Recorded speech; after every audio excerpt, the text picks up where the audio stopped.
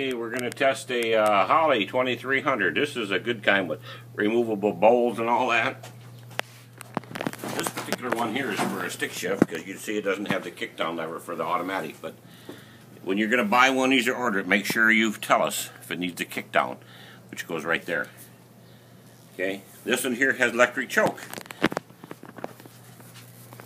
When you get it, the choke will be turned off, but when it gets 45 degrees or colder, loosen up those 3 screws.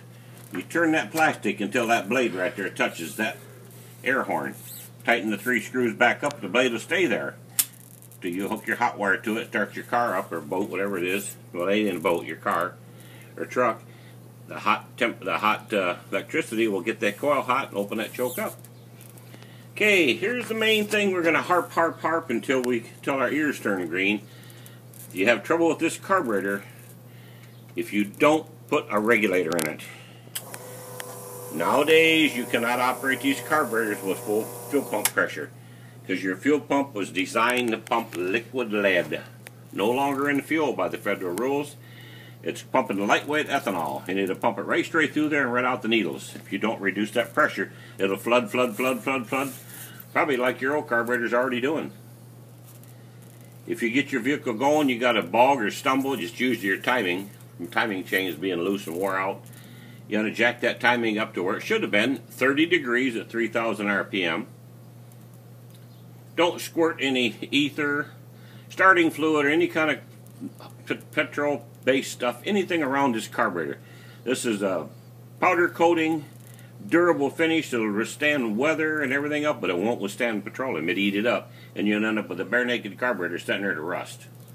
That ether and all that stuff is just nothing but dangerous, blow your motor up. If you insist on checking for vacuum leaks, you take a little can like this, put some gas in it, same kind you put down in here, or in your tank, and you can squirt along here and see if you have any leaks. But you know, that's very rare that ever happen, unless you put the wrong gasket or something on there.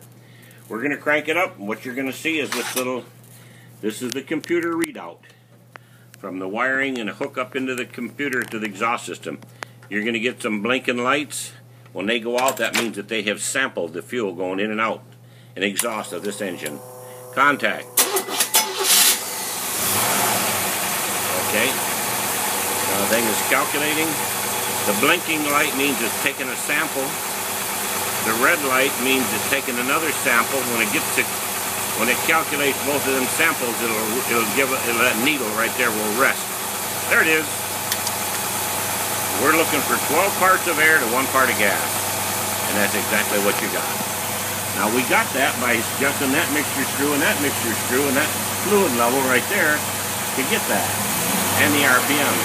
Now as you accelerate, we're going 20, 25, 30, 35, 40, 45, 50, 55.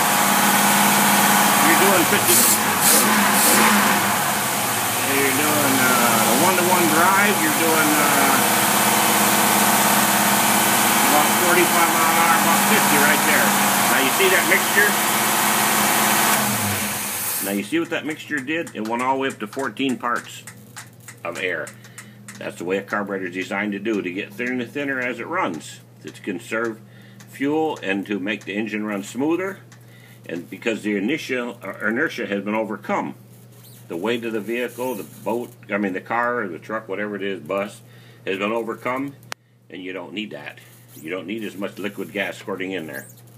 There you go. You got a nice, beautiful unit there. Remember, just carburetors and more. Have a good day.